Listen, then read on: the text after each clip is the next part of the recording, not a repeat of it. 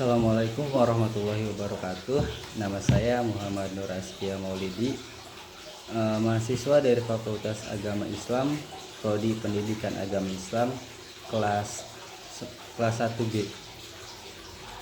Saya di sini ingin mendefinisikan tentang Al-Quran dan perbedaan Al-Quran, hadis nabawi dan hadis qudsi. Di antara kemurahan Allah terhadap manusia bahwa Dia saja memberi sifat yang bersih yang dapat membimbing dan memberi petunjuk pada mereka ke arah kebaikan, tetapi juga dari waktu ke waktu Dia mengutus seorang rasul kepada umat manusia dengan membawa Alkitab dari Allah dan menyuruh mereka beribadah hanya kepada Allah saja. Sebagaimana Nabi Daud yang diturunkan Zabur, Nabi Musa yang diturunkan Taurat, dan Nabi Isa yang diturunkan Injil, Nabi Muhammad juga diturunkan Al-Quran sebagai pedoman untuk umat Islam.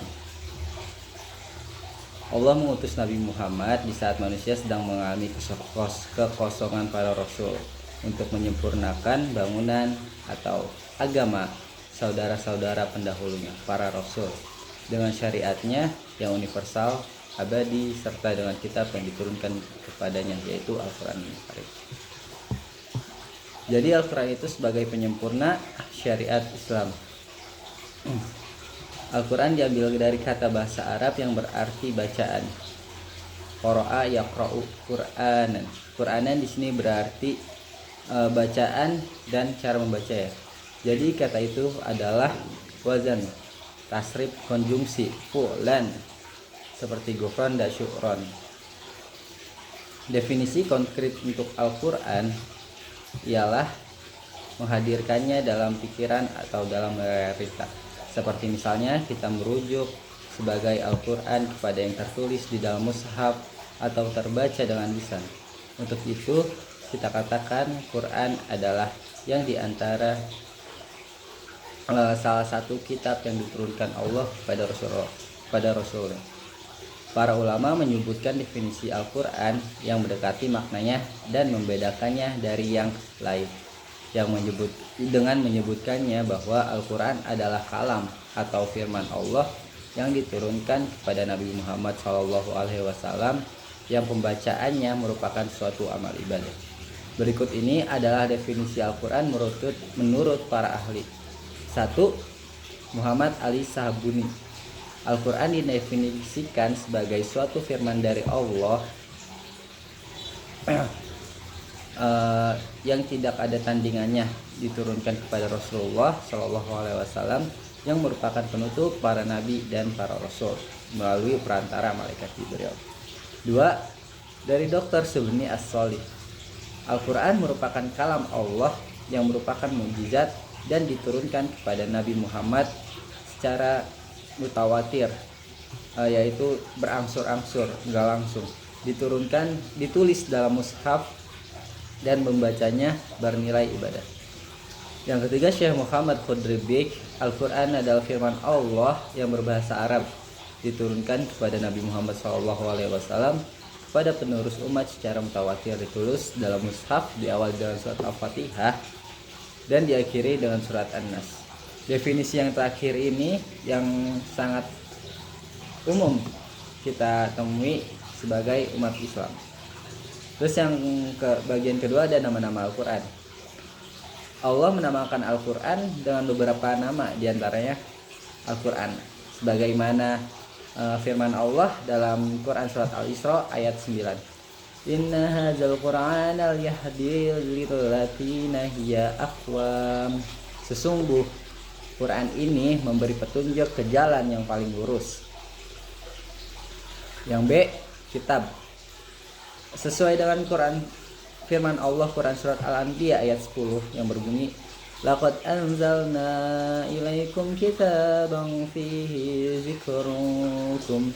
Sesungguhnya telah kami turunkan kepadamu sebuah kitab Al-Quran, di dalamnya terdapat peringatan bagimu. Yang C yaitu Furqan. sebagaimana yang telah difirmankan oleh Allah Subhanahu wa taala dalam surat Al-Furqan ayat 1. Tabarakalladzi nazzala al-furqana 'ala 'abdihi liyakuna lil 'alamin nazira. Yang artinya Maha suci Allah yang telah menurunkan Al-Furqan yaitu Al-Qur'an kepada hambanya Muhammad agar dia menjadi pemberi peringatan kepada seluruh alam jin dan manusia. Yang D itu zikr. Inna nahnu nazzalna zikra wa innahu lahafizun. Sesungguhnya kamilah yang menurunkan az-zikr Quran dan pasti kami pula yang memeliharanya. Quran surat Al-Hijr ayat 1. Yang E itu tanzil.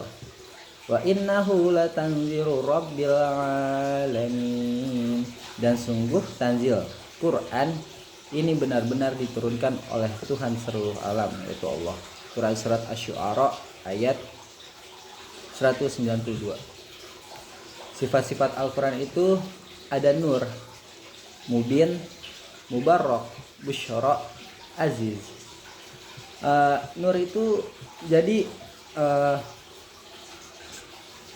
Al-Quran diturunkan sebagai cahaya untuk menerangi umat Islam. Terus yang mubin itu yang menerangkan, sama seperti nur. Al-Quran itu diturunkan untuk memberi penerangan kepada umat muslim.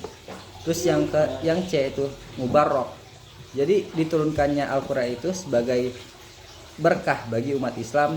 Yang D itu busyra, kabar gembira. Karena di dalam Al-Quran itu isinya banyak kabar gembira.